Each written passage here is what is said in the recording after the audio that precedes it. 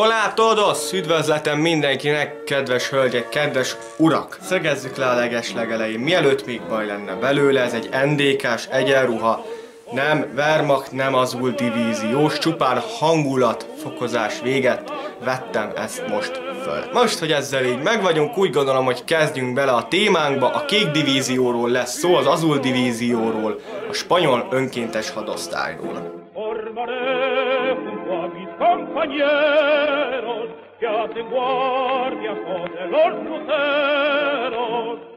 Történelmi áttekintő, mert hát ugye az mindig kell. Ugye 1936 és 1939 között zajlott a spanyol polgárháború. Ez a spanyol polgárháború a nacionalista oldal győzelmével ért véget. Ugye, mint tudjuk, ez egy nagy nemzeti vegyes volt, voltak benne konzervatívok, keresztények, nacionalisták, falangisták, tehát tulajdonképpen a spanyol nemzeti oldal minden egyes tagja összefogott a baloldali koalíció, a köztársaság pártiak ellen. A polgárháborúban a fasiszta Olaszország és a nemzeti szocialista Németország erőteljesen segítette ugye a spanyol nacionalistákat. A németeknél meg kell említenem például ugye a Kondor légiót. A polgárháború ugye 39 áprilisában ért véget, a Franco által vezetett immáron nacionalista Spanyolország pedig továbbra is jó kapcsolatot ápolt Olaszországgal és Németországgal. Konkrétan ez egy nagyon erős gazdasági kapcsolatot jelentett, és a hírszerzésben is segítettek egymásnak. Azonban eljött 1939. szeptember 1-je. Kitört a második világháború. Ami pedig nekünk is fontos, 1941. júniusában megindul a németek vezetésével a Barbarossa hadművelet a Szovjetunió ellen. Azonban hogy kerülünk mi a képbe? A Szovjetunió erőteljesen támogatta a spanyol polgárháborúban a nacionalisták ellenségét, ugyebár a köztársaság pártiakat, azon belül is hozzá kell tennem, hogy nyilván a kommunista oldalt, azon belül is a sztálinistákat, akik egyébként itt a spanyol polgárháborúban erőteljesen próbálták kiszorítani másik nagy baloldali kommunista tábort, ugye az anarchistákat. Volt olyan is egyébként, hogy a sztálinisták és az anarchisták között, akik ugye egy oldalon harcoltak, fegyveres harc bontakozott ki. Na de az a lényeg, hogy a Szovjetunió támogatta önkéntesekkel a köztársaság pártiakat, miután pedig a nacionalisták nyertek. Franco tábornok nem felejtette el ezt nekik, és minél inkább próbálta az egyébként is kommunista ellenes közhangulatot kihasználta arra, hogy tulajdonképpen a Szovjetunió ellen is propagáljon. Részben a kommunista ellenesség véget, részben pedig azért, hogy tulajdonképpen törlesszen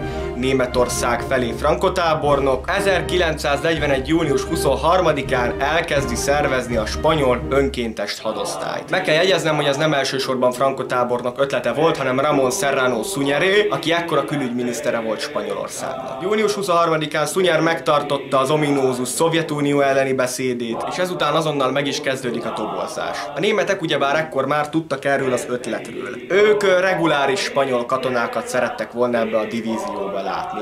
Azonban a spanyol vezetés úgy döntött, hogy bárki, de bárki jelentkezhet ebbe a divízióba, aki szeretne bizonyítani, aki szeretne fegyveresen harcolni a Szovjetunió ellen. 10 nap alatt 18 000 ember jelentkezett önkéntesen. Eleinte még csak a diákok és az elkötelezett falangisták közül kerültek ki az önkéntesek, azonban később a munkásság köréből is rengetegen jelentkeztek, vagy például a polgárháborút megjárt veteránok, vagy pont azok, akik egyébként nem harcoltak a polgárháborúban, de most szerettek volna harcolni. Sőt, voltak olyanok, akikre a polgárháború köztársasági mászt mázolt, tehát teszem azt valamelyik családtagja, vagy éppen ő maga mondjuk a köztársaság oldalán harcolt, de annyira mégsem elkötelezetten. Ők ezzel a harccal akarták kiengesztelni úgymond a Franco rendszert. Valamint hozzá kell tenni, ami még szintén fontos, hogy rengeteg portugál is belépett ebbe a divízióba. A portugálok külön nem szerveztek divíziót, viszont több önkéntest is küldtek azért, hogy ebbe a hadosztályba harcoljanak. Beszéljünk a ruházatukról, mert fontos. A hivatalos spanyol katonai egyenruhát nem használhatták. Az ki volt zárva, ugyanis az szinte egyenlő lett volna azzal, hogy Spanyolország hadba lép. Spanyolország pedig nem akart hadba lépni. Franco tábornok azért úgy játszotta ezt a játszmát, hogy támogatja a tengelyhatalmakat, de mégsem akar belépni a háborúba. Tehát így az önkéntes hadosztály megszervezése volt neki ugye a jobb lehetőség, de így azonban nem lehetett hivatalos egyenruhát használni, tehát lényegében Bajorországban, ahol a kiképző központjuk volt, kék ingbe érkeztek meg a katonák, amire ugyebár a falangisták szimbóluma volt rávarva, és innen ered egyébként a nevük, ahogyan elnevezték őket, ugye a kék színű ingükről, a kék divízió vagy az azul divízió. Németországban a szokványos német Wehrmacht egyenruhát kapták meg, annyi különbséggel, hogy ugye a pajzs címerük spanyol volt, valamint az itt található karszalagok is spanyol önkéntes hadosztály nevét jelezte. Ugyebár Németországba kapták a kiképzést, egyébként a kiképző tisztek azt mondták, hogy kifejezetten meglepődtek, hogy mennyire tanulékonyak is ezek a spanyolok, majd a kiképzés után letették az esküt, és ezután már hivatalosan is a Wehrmacht részét képezték. A vezetőjük Agustín Muñoz Grandes tábornok lett. Egy nagyon elismert spanyol tábornokról van szó. A polgárháború előtt Marokkóban harcolt, a Rif háborúban, a polgárháborúban a nacionalisták oldalán harcolt, későbbiekben pedig egyébként pont a második világháborús küzdelméért a német tölgyfalombos vaskeresztet is kiérdemelte, amit azért rajta kívül még nem sok nem német származású katona kapott meg. Mindenki képzelje most el maga elé a keleti front hadseregcsoportosulásait, a frontvonalat. Középső hadseregcsoporthoz lett osztva a spanyol azul divízió, azonban mivel ugye az északi hadseregcsoportnál, Leningrádnál a szovjetek éppen ekkor ellentámadásba lendültek, inkább odaosztották be őket. Hozzá kell tennem azonban, hogy a pilóták például, akiket kék rajoknak neveztek el, ők a középső hadseregcsoportnál harcoltak. Kiemelten jól teljesítettek egyébként a háború során, 22 pilóta esett el közülük, és 163 szovjet gépet lőttek le. Eleinte vegyes véleménnyel voltak ezekről a spanyol katonákról, például német katonák, hát nyilván teljesen más mentalitással bírtak ezek a spanyol katonák, azonban eltelt egy kis idő, és konkrétan a német katonák már annyira megbíztak ezekben a spanyol katonákban, hogy konkrétan örültek neki, némileg megnyugtatta őket az, hogyha a harcban a közelben spanyol katonák vannak. A német parancsnokok az alábbi véleményt alkották ezekről a katonákról, amiket egyébként elküldtek Hitlernek, és ha minden igaz, Hitler személyesen is beszélt ezekről a katonákról. Ez egy hosszú monológ volt, a lényegét nagyjából elmondom. Fegyelmezetlennek és túlságosan lazának tartják ezeket a spanyol katonákat, viszont hihetetlenül kitartónak, konkrétan ők maradnak legtovább a frontvonalon, és soha egyetlen egy területet nem adnak fel. Rettenthetetlenek, és amivel még kitűnnek a többi katona közül, hogy a halált azt egyáltalán nem félik. Amit szintén ki kell emelnem, hogy a civil lakossággal kifejezetten barátságosak és emberségesek voltak. Ez azért 1941-ben még ez természetes volt a tengelyhatalom katonái között. Nyilván ekkortájt még ugye a civil lakosság támogatását azért én úgy gondolom, hogy többnyire élvezték. Ugye a partizán akciók nem voltak annyira elterjedve, és a spanyolokhoz azért azt is hozzá kell tennem, hogy ha voltak is esetleg partizán akciók, a spanyolokat nem osztották be erre, tehát valószínűleg emberségüket a civil lakosság irányába ezért tudták végig megőrizni.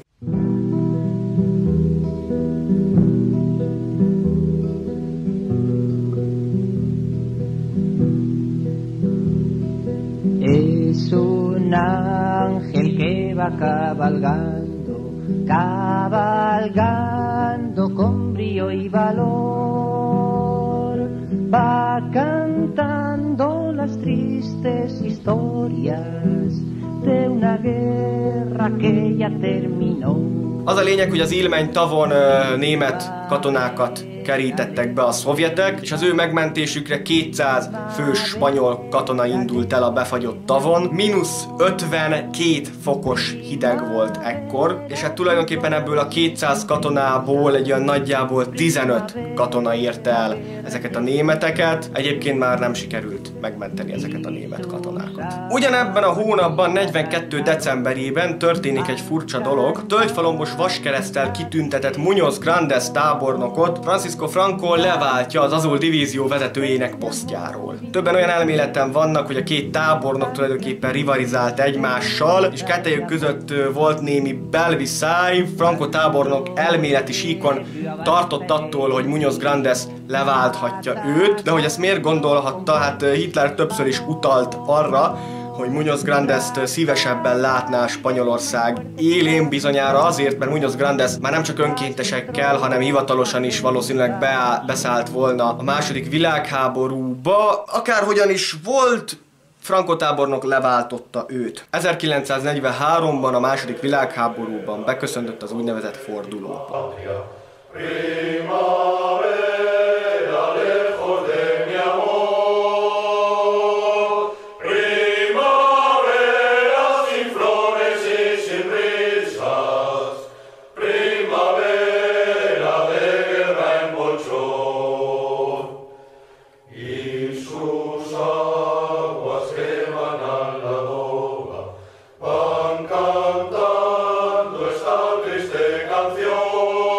Felsorolnék pár helyet, ahol egyébként még írnak arról, hogy voltak spanyol katonák ezután. Például Lettországban harcoltak a Szovjetunió ellen, Jugoszláviában a partizánok ellen, Pireneusokban is bevetették őket az ellenállók ellen, valamint Berlin ostrománál is ott voltak. Itt 140 fős spanyol SS harcolt még Berlinért. Hozzá kell tennem, hogy ugyanott harcoltak, ahol egyébként a Leon de Grey által vezetett Vallon légió is harcolt. Ezt a 140 spanyol katonát egy falangista vezető Miguel Ezquerra vezette. Mint tudjuk, a második világháború véget ért. Spanyolország semlegesen került ki a háborúból, tengeri hatalmak pedig, mint ugyebár tudjuk, vesztettek. Több mint 400 spanyol katona, spanyol hadifogoly került egyébként szovjet gulágokra. Ők csak 1954-ben Sztálin halála után jöhettek haza, azonban jöhet a kérdés, hogy mi történt alapvetőleg a kék hadosztály katonáival, miután hazatértek. Volt, aki katona lett, volt, aki tiszt lett, volt, aki pedig csak szimplán, egyszerű emberként élt tovább. Meg kell jegyeznem, hogy egyébként mai napig Spanyolországban ez egy elég kemény tabu, és nagyon kevés ember mer hozzányúlni ehhez a témához. Silencio en la Nieve, ezt ajánlom, ez egy nagyon jó háborús film a Kék Divízióról. Azonban ezzel nem ért véget a történetük, például Franco halála után volt egy kicsi politikai káosz, hogy mi is legyen továbbra, végül is a monarchia mellett döntöttek a spanyolok. 1981-ben pedig még a korábbi francoista nagy vezetők, akik tábornokai között több olyan tábornok is volt, akik harcoltak a kék hadosztályban, puccsot indítottak ugye a monarchista vezetőség ellen. Azonban azt is meg kell jegyeznem, hogy volt olyan tábornok is, aki a monarchia mellett, tehát a kormány mellett volt, viszont ő is harcolt a kék hadosztályban. Amit pedig szintén meg kell jegyeznem, mert a kék hadosztály még ehhez a dologhoz is kapcsolódik. Franco tábornok, térjünk vissza 1956-hoz, ugye október 23-ai forradalom és szabadsághoz, tudjuk idehaza, és Franco tábornok 100 000 önkéntest akart küldeni a magyarok segítségére a szovjetek ellen. Ezt egyébként az amerikaiak fújták le ezt az akciót, ők mondtak megállj Franco tábornoknak, de amennyit lehet tudni ennek a 100 000 önkéntesnek a tisztjeiről, elméletileg nagyon sokuk ezek közül olyan katona lett volna, akik harcoltak például a kék hadosztályban is. Hölgyeim és uraim, köszönöm szépen mindenkinek a megtekintést, sziasztok!